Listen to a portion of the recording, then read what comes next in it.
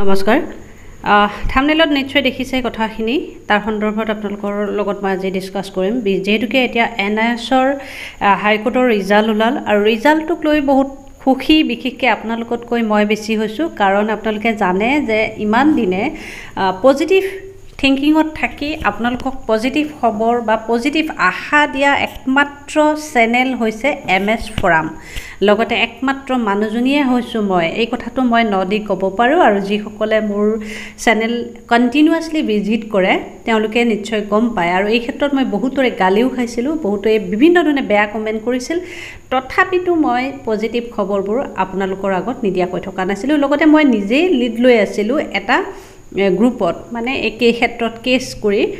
কেছৰ মই নেতৃত্ব লৈ আছিলোঁ যা নহওক এই কেছটোত যেহেতুকে সফলতা পোৱা দেখি সঁচাকৈ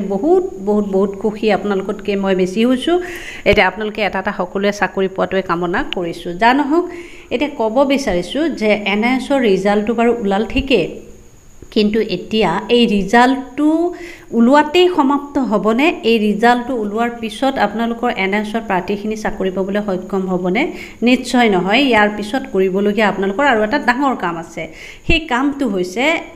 মই সেই কামটো বিষয়ে জনাম আপোনালোকক তাৰ আগতে ক'ব বিচাৰিছোঁ আপোনালোকে এই কামটো নকৰিলে কিন্তু আপোনালোকৰ মেৰিট লিষ্টত নাম আহিলেও বা নাম নাহিবও পাৰে আৰু নাম আহিলেও আপোনালোকে চাকৰিটো নাপাব পাৰে আৰু মেৰিট লিষ্টত নামটো অহাৰে সম্ভাৱনা নাই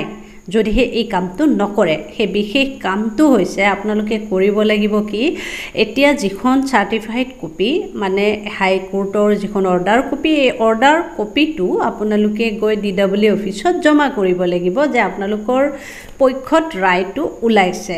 যদিহে আপোনালোকৰ পেটিশনাৰসকলৰ সবৰে এই অৰ্ডাৰ কপিটো তাত জমা নকৰে তেনেহলে আপোনালোকৰ কিন্তু মেৰিট লিষ্টত নাম নাহিব পাৰে আৰু এটা ডাঙৰ কথা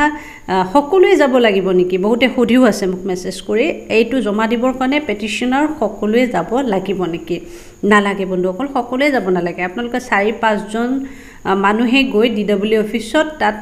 যি 4-5 জনে যাব তেওঁলোকে সিগনেচাৰটো কৰি তাত জমা কৰিলেই হৈ যাব বাকি সকলোৰে কাৰণে হৈ যাব এই 4-5 জনে জমা দিয়াৰ ফলতে কিন্তু এটা ডাঙৰ কথা হৈছে আপোনালোকে যেতিয়া তাত জমা কৰিব ৰিসিপ্ট কপিটো লবলৈ নাপাহৰিব আপোনালোকে এটা ৰিসিপ্ট কপি তাৰ পৰা লৈ ল'ব যে আপোনালোকে এই অৰ্ডাৰ কপিটো যে তাত জমা কৰিলে এটো এটা ডাঙৰ প্ৰুফ হ'ব আপোনালোকৰ এতিয়া ক'ব বিচাৰিছো যে আপোনালোকৰ মেৰিট লিষ্টত নাম আহিব নে নাই বন্ধুসকল আপোনালোকে আশাৰে বাট চাব পাৰে যদি হে কাট অফে কভাৰ কৰে আপোনালোকৰ এনআইএছৰ প্ৰত্যেকৰে মানে কাট অফে কভাৰ কৰা প্ৰত্যেকৰে নাম মেৰিট লিষ্টত আহিব আৰু আপোনালোকক সেকেন্ড ভেৰিফিকেশন লিষ্ট যিখন ওলাব তাত আপোনালোকৰ নাম আহিবই সেইভাবে কৈছো নাম আহিবৰ কাৰণে আপোনালোকে পলম নকৰিব এই পেটিশনাৰৰ এই অৰ্ডাৰ কপিটো আপোনালোকে ডিডব্লিউ অফিচত জমা কৰককৈ আৰু এতিয়া ইয়াৰ নেক্সট পদক্ষেপটো কি হ'ব ভেৰিফিকেশন লিষ্ট ওলাব লগতে আপোনালোকৰ বাবে হয়তো নটিফিকেশন ওলাব পাৰে নোটিছ ওলাব অফিচিয়েল ৱেবছাইট আপোনালোকে ভিজিট কৰি থাকিব নতুবা আপোনালোকে আমাৰ চেনেলটো সাবস্ক্ৰাইব কৰি ৰাখিব পাৰে যাতে এনেকুৱা ধৰণৰ খবৰবোৰ আপোনালোকক পোনছাতেই দিব পাৰো আৰু চেনেলটো সাবস্ক্ৰাইব কৰিব শেয়াৰ কৰিব সকলোৱে যাতে এনেকুৱা খবৰবোৰ পাব পাৰে গতিকে